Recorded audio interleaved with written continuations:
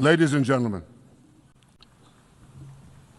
last year, I stood at this podium and I showed this map. This map. It shows the curse of Iran's terror axis. This axis threatened the peace of the entire world. It threatened the stability of our region and the very existence of my country, Israel. Iran was rapidly developing a massive nuclear weapons program and a massive ballistic missile program. These were meant not only to destroy Israel, they were meant also to threaten the United States and blackmail nations everywhere. From Gaza, Yahya Sinwar dispatched waves of Hamas terrorists. They stormed into Israel on October 7th and committed acts of unspeakable savagery. From Lebanon, Hassan Nasrallah had launched thousands of missiles and rockets at our cities, terrorizing our citizens. In Syria, the murderous dictator Assad hosted Iran's forces, tightening a noose of death around our throats. In Yemen, the Houthis launched ballistic missiles at Israel while choking global trade at the mouth of the Red Sea. So what's happened over the past year? We've hammered the Houthis, including yesterday. We crushed the bulk of Hamas's terror machine. We crippled Hezbollah, taking out most of its leaders and much of its weapons arsenal. You remember those beepers, the pagers? We paged Hezbollah, and believe me, they got the message. And thousands of terrorists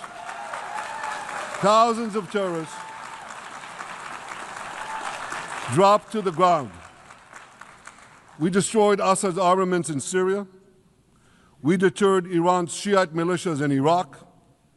And most importantly, and above anything else that I could say to you or that we did in this past year, in this past decade, we devastated Iran's atomic weapons and ballistic missiles programs.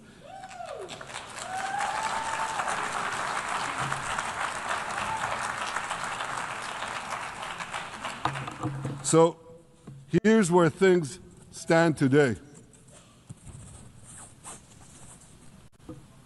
Half the Houthi leadership in Yemen, gone. Yahya Sinwar in Gaza, gone. Hassan Nasrallah in Lebanon, gone. The Assad regime in Syria, gone. Those militias in Iraq, well, they're still deterred. And their leaders, if they attack Israel, will also be gone. And for Iran's top military commanders and his top atomic bomb scientists, well, they're gone too.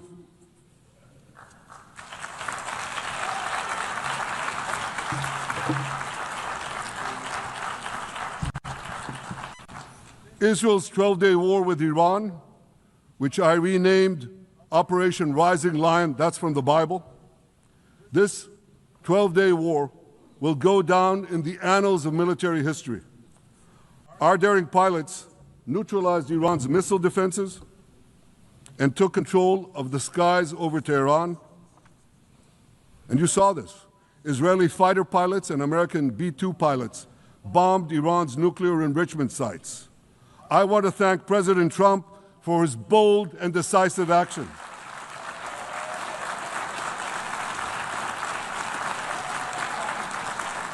President Trump and I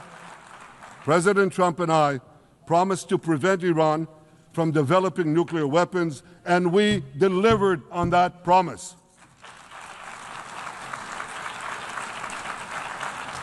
We removed an existential threat to Israel, and a mortal threat to the civilized world. We lifted a dark cloud that could have claimed millions and millions of lives.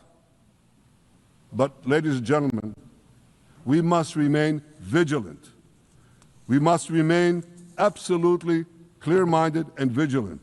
We must not allow Iran to rebuild its military nuclear capacities.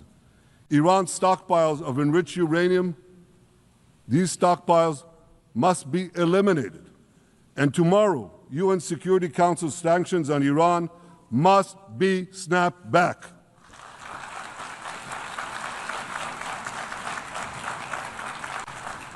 Thanks to the resolve of our people, the courage of our soldiers, and the bold decisions we took, Israel rebounded from its darkest day to deliver one of the most stunning military comebacks in history.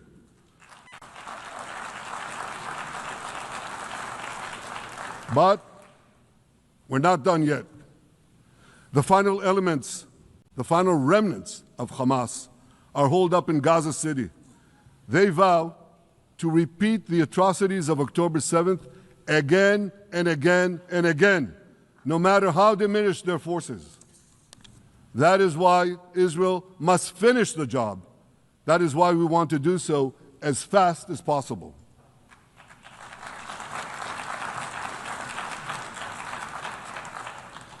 Ladies and gentlemen, much of the world no longer remembers October 7th. But we remember. Israel remembers October 7th. On that day, well, I'll tell you, you can remember October 7th too. You see this large pin here? It's a QR code. What I ask you to do is hold up your phones, zoom in, and you too will see why we fight and why we must win. It's all in here. On October 7th, Hamas carried out the worst attack on Jews since the Holocaust. They slaughtered 1,200 innocent people, including over 40 Americans and foreign nationals from dozens of countries represented here. They beheaded men. They raped women.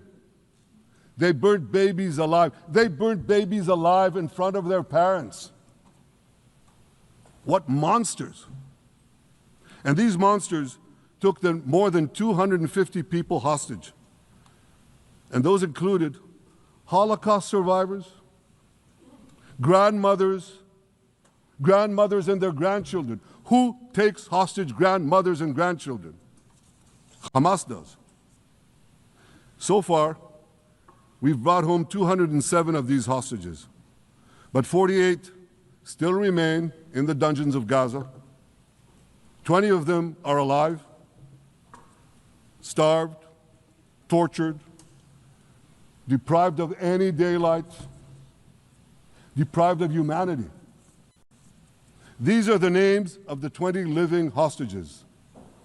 Matan Angrest, Gali and Zerv Berman, brothers, Elkanah Buchbot, Rom Braslavsky, Nimrod Cohen, Ariel and David Cunyo, another pair of brothers, Guy Gilboa Dalal, Eviatar David. You saw the picture of Eviatar David, emaciated, forced to dig his own grave. Maxim Herkin, Eitan Horn, Segev Kalfon, Bar Kupperstein, Omri Meran, Eitan Moore, Yosef Chaim Ochana, Alon Ohel, Avinatam Or, and Matan Tsengarker. Now, ladies and gentlemen, I want to do something I've never done before. I want to speak from this forum directly to those hostages through loudspeakers. I've surrounded Gaza with massive loudspeakers connected to this microphone in the hope that our dear hostages will hear my message. And I'll say it first in Hebrew and then in English. אחינו הגיבורים, מדבר ראש הממשלה בנימין נתניהו. אני פונה עליכם מעל בימת האו"ם. לא שכחנו אתכם, אפילו לא לשנייה. העם כולו איתכם, ואנחנו לא נשקוט ולא נרפה עד שנחזיר את כולכם הביתה, החיים והחללים כאחד.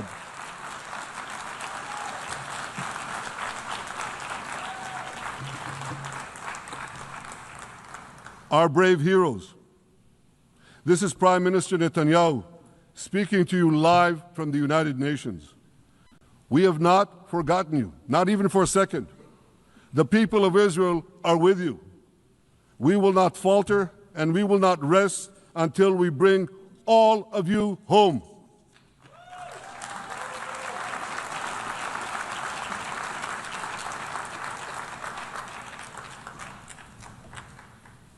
Ladies and gentlemen, thanks to special efforts by Israeli intelligence, my words are now also being carried. They're streamed live to the cell phones of Gazans.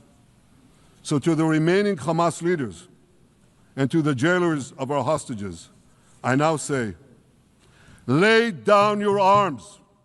Let my people go. Free the hostages, all of them, the whole 48. Free the hostages now.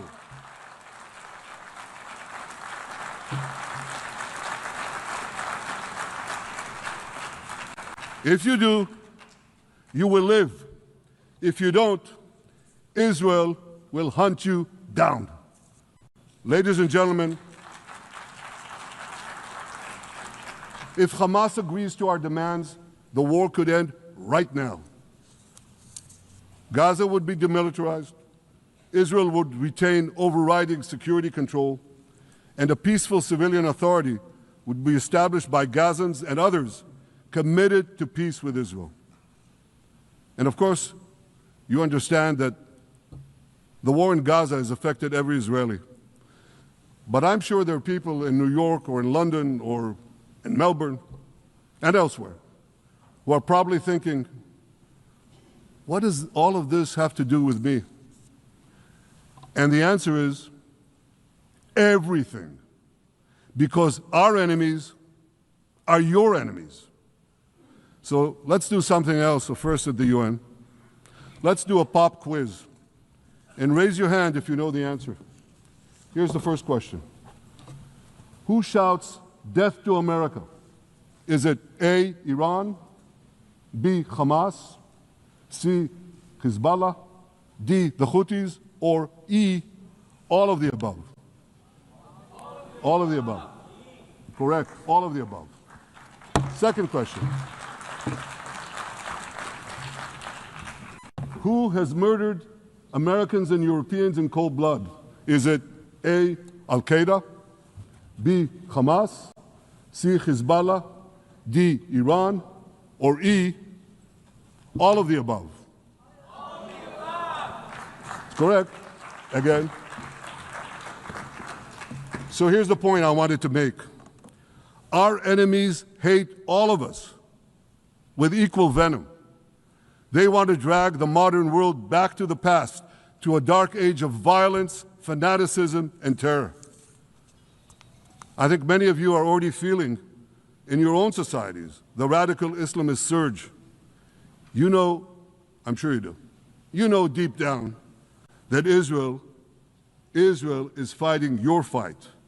So I want to tell you a secret. Behind closed doors, many of the leaders who publicly condemn us privately thank us. They tell me how much they value Israel's superb intelligence services that have prevented time and again terrorist attacks in their capitals, time and again saving countless lives. General George Keegan, former head of U.S. Air Force intelligence, once said, if the United States had to gather on its own the intelligence that Israel gives us, we would have to establish 5 CIAs. 5 CIAs. This past June, when Israel struck Iran's nuclear facilities, German Chancellor Merz admitted the truth. He said, Israel is doing the dirty work for all of us. President Trump understands better than any other leader that Israel and America face a common threat. He showed the world that when Iran and its proxies murder Americans, take Americans hostage, shout death to America, burn American flags, and try to assassinate the President of the United States, not once, but twice. He showed them there is a price to pay for all that.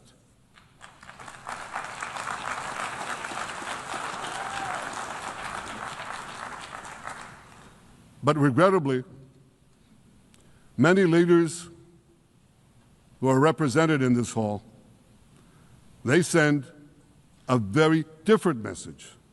Sure, in the days immediately following October 7th, many of them supported Israel. But that support quickly evaporated when Israel did what any self-respecting nation would do in the wake of such a savage attack. We fought back. Now just imagine, just sit back for a second and imagine an attack against America proportioned to the attack against Israel on October 7th. Imagine a regime, a terror regime, dispatching thousands of terrorists to invade the United States. They massacre 40,000 Americans. They take 10,000 Americans hostage. What do you think America would do? You think America would leave that regime standing? You don't think that. No way, not a chance. The United States would wipe out that terror regime and ensure that such savagery would never threaten America again. This is precisely what Israel is doing in Gaza. We're wiping out the terror regime of Hamas and ensuring that this savagery will never threaten Israel again. That's what we are doing. That's what any self-respecting government would do.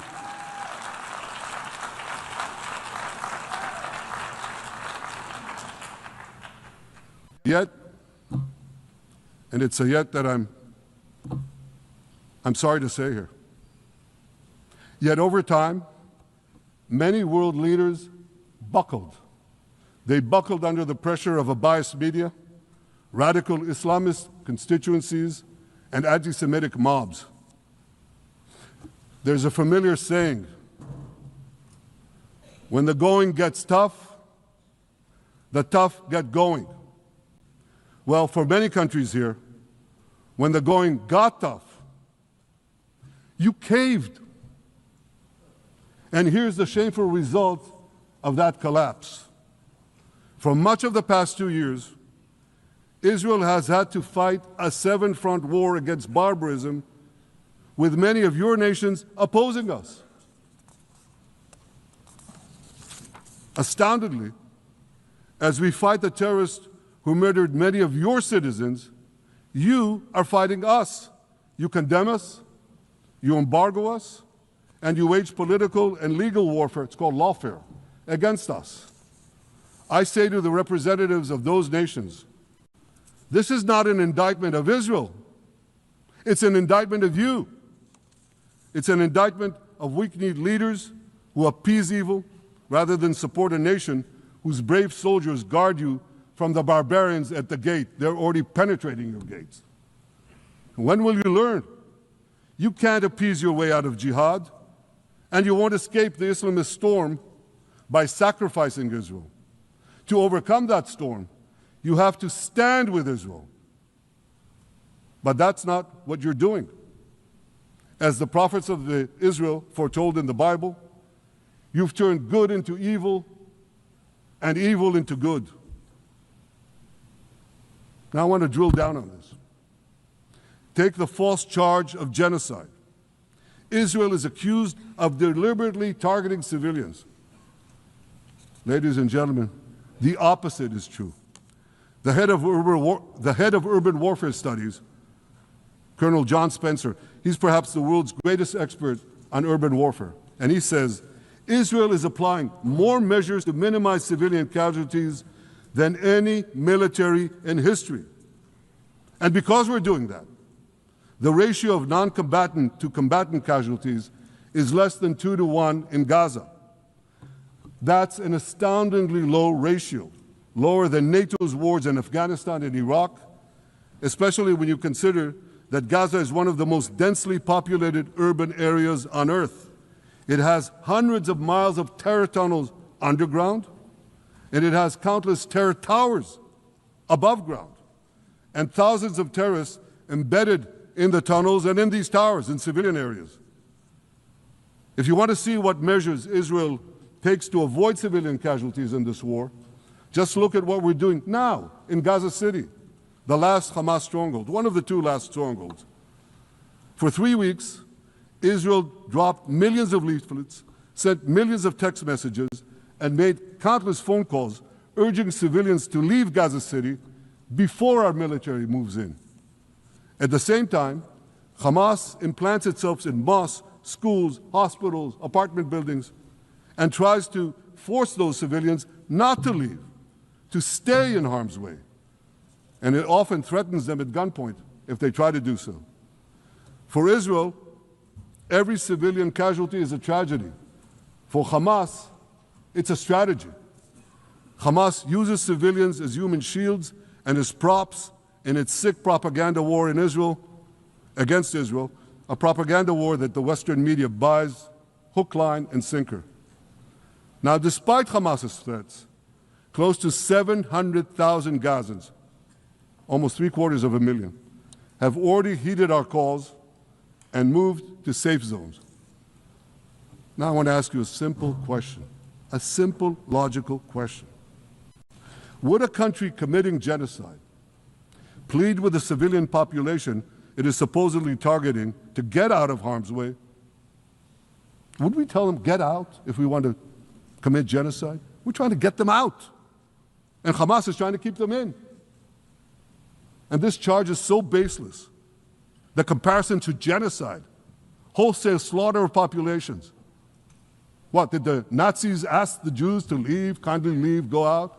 Did others, you want me to name all the genocidal leaders of history? Just go one by one. Did anyone do this? Did they say, get out so we can come in? Of course not. So the truth has been turned on its head. Hamas, a genocidal terrorist organization whose charter calls for the murder of all Jews on the planet, this genocidal organization is given a pass. It's barely mentioned. While Israel, which does everything it can to get civilians out of harm's way, Israel is put in the dock. What a joke. You want to hear another one?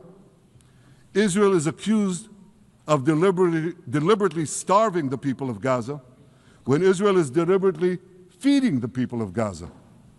Since the beginning of the war, Israel has let into Gaza more than 2 million tons of food and aid.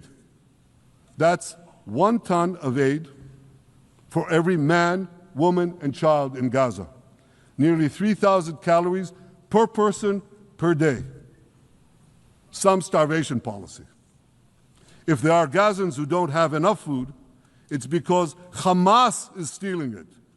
Hamas steals it, hoards it, and sells it at exorbitant prices to fight its war machine.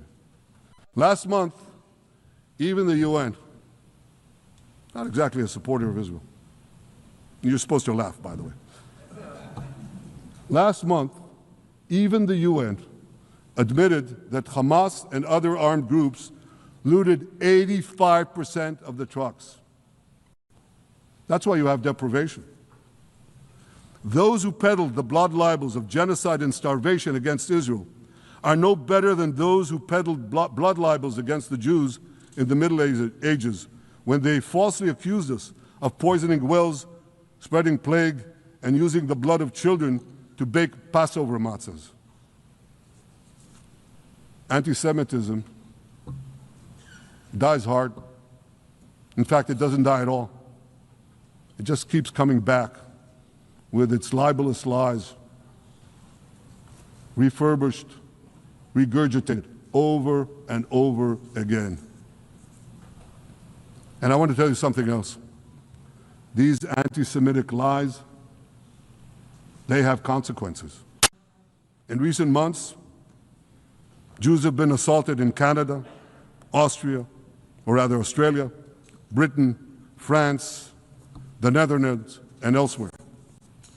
Here in America, an elderly Holocaust survivor, was burned to death in Colorado. And a beautiful young couple from the Israeli embassy in Washington was brutally gunned down right in front of the Holocaust Museum there. Thankfully, President Trump's administration is forcefully fighting the scourge of anti-Semitism, and every government here should follow its lead. But instead, many do the opposite.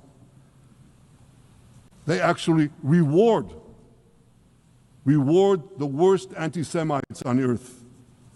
This week, the leaders of France, Britain, Australia, Canada, and other countries unconditionally recognized a Palestinian state. They did so after the horrors committed by Hamas on October 7th. Horrors praised on that day by nearly 90% of the Palestinian population. Now, let me say that again. Nearly 90% of Palestinians supported the attack on October 7th. It's not supported only, they celebrated it. They danced on the rooftops. They threw candies. That's both in Gaza and in Judea, Samaria, the West Bank, as you call it. And it's just the way they celebrated another horror, 9/11. They danced on the rooftops. They cheered. They threw candy. You know what message the leaders who recognize the Palestinian state this week sent to the Palestinians? It's a very clear message. Murdering Jews pays off. Well, I have a message for these leaders. When the most savage terrorists on earth are effusively praising your decision, you didn't do something right. You did something wrong, horribly wrong. Your disgraceful decision will encourage terrorism against Jews and against innocent people everywhere. It will be a mark of shame on all of you. But wait a minute, Mr. Prime Minister, they tell me. Wait a minute. We believe in a two-state solution where the Jewish state of Israel will live side by side in peace with the Palestinian state. There's only one problem with that. The Palestinians, they don't believe in this solution. They never have. They don't want a state next to Israel. They want a Palestinian state instead of Israel. And that's why every time they were offered a Palestinian state, but were required to end the conflict with Israel and recognize the Jewish state, every time, over the decades, they turned it down. And that is why every time they were given territory, they used it to attack us.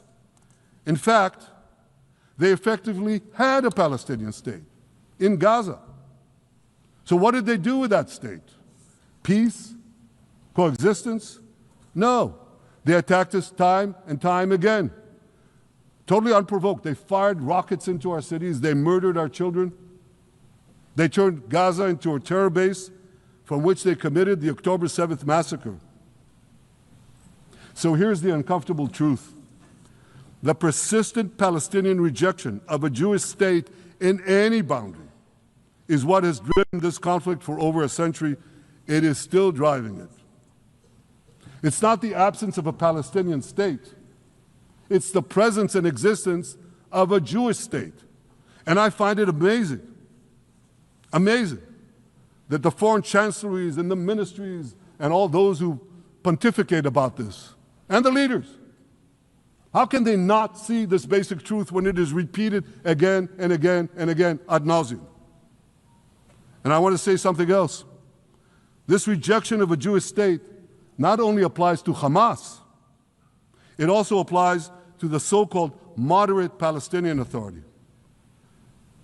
You should know that the Palestinian authorities pays terrorists to slay Jews. The more Jews the terrorists slay, the more the Palestinian Authority pays. The Palestinian Authority names its government buildings, its public squares, its schools, after the mass murderers of Jews, which they glorify as martyrs. They pay and glorify not just the killer of Jews, but also killers of Christians. Christians like Taylor Force, an American veteran who was brutally murdered in Israel by Palestinian terrorists. But, that I hear from the Western leaders. They tell me, the PA promised us it will reform. And I know this time, Prime Minister, it will be different. Yeah, right. We've heard these promises for decades. They always promise. They never deliver. Because you see, the Palestinian Authority is corrupt to the core. They haven't held elections in 20 years. They use the same textbooks as Hamas, exactly the same textbooks. They teach their children to hate Jews and destroy the Jewish state. And Christians don't fare much better. When Bethlehem, the birthplace of Jesus, was under Israeli control, 80% of its residents were Christians. But since the PA took control, that number has dwindled to under 20%. These are the people you want to give a state to? What you're doing is giving the ultimate reward to intolerant fanatics who perpetrated and supported the October 7th massacre.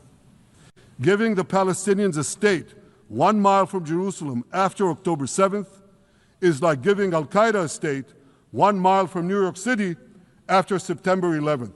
This is sheer madness. It's insane, and we won't do it.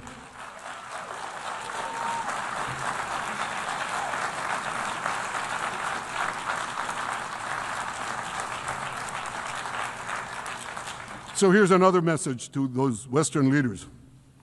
Israel will not allow you to shove a terror state down our throats. We will not commit national suicide because you don't have the guts to face down a hostile media and anti-Semitic mobs demanding Israel's blood. And I want you to grasp something else, which is also distorted in the media. I say this not only in my name or the name of my government, but on behalf of all the people of Israel. Last year, there was a vote in the Knesset, our parliament, whether or not to oppose the imposition of a Palestinian state. You want to guess what the results were? Out of 120 members of our parliament, 99 voted against and only 9 supported. That's over 90%. It's not a fringe group.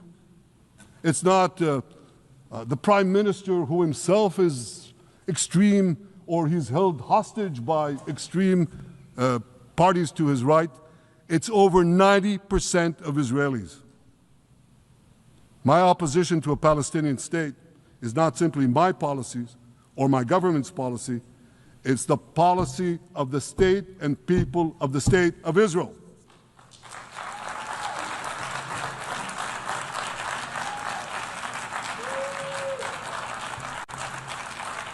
Western leaders may have buckled under the pressure. And I guarantee you one thing, Israel won't. Israel's victories over the Iranian... Thank you, I know you won't too, that's good. Israel's victories over the Iranian terror axis have opened up possibilities for peace that were unthinkable 2 years ago. Take Syria. For decades, the very idea of peace between Israel and Syria seemed unimaginable. Well, no more. Today, we have begun serious negotiations with the new Syrian government. I believe an agreement can be reached that respects Syria's sovereignty and protects both Israeli security and the security of the minorities in the region, including the Druze minority. From the founding of Israel, Jews and Druze have been brothers in arms. We have fought together, we've bled together, we built our lives together. When I was a young commander in Israel's Special Forces, my own life was saved by the invaluable advice given to me by a great friend, Salim Shufi, a heroic Druze IDF veteran. And that's why I couldn't sit idly by, nor could Israel sit idly by, while the Druze were being slaughtered by jihadists. And I instructed our forces to stop the massacre, which they promptly did. Peace between Israel and Lebanon is possible as well. I call on the Lebanese government to also begin direct negotiations with Israel. I commend it for its declared aim to disarm Hezbollah. But we need more than words. If Lebanon takes genuine and sustained action to disarm Hezbollah, I'm sure we can achieve a sustainable peace. Of course, until that happens, we will take whatever action we need to defend ourselves and to maintain the conditions of the ceasefire which was established in Lebanon. Our goal is not merely to monitor Hezbollah's actions, but to prevent them from violating the ceasefire and attacking us at any time. But I'm sure that if the Lebanese government persists in its goal of disarming Hezbollah, peace will come very speedily and very readily. Victory over Hezbollah has made peace possible with our two Arab neighbors in the north. Victory over Hamas will make peace possible with nations throughout the Arab and Muslim world. Our victory would lead to a dramatic extension and expansion of the historic Abraham Accords, which President Trump brokered between Arab leaders and myself 5 years ago. And I took note, as I'm sure you did too, of the encouraging words spoken here by the President of Indonesia. This is the country with the largest Muslim population of all nations. And it's also a sign of what could come. Forward-looking Arabs and Muslim leaders know that cooperating with Israel will provide them with groundbreaking Israeli technologies, including in medicine and science, in agriculture and water, in defense and AI, and so many other fields. I believe that in the coming years, the Middle East will look dramatically different. Many of those who wage war on Israel today will be gone tomorrow.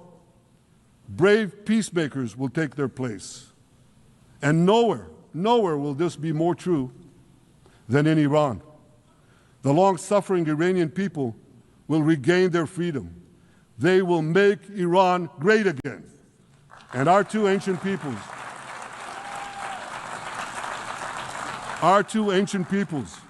the people of Israel and the people of Iran, will restore a friendship that will benefit the entire world.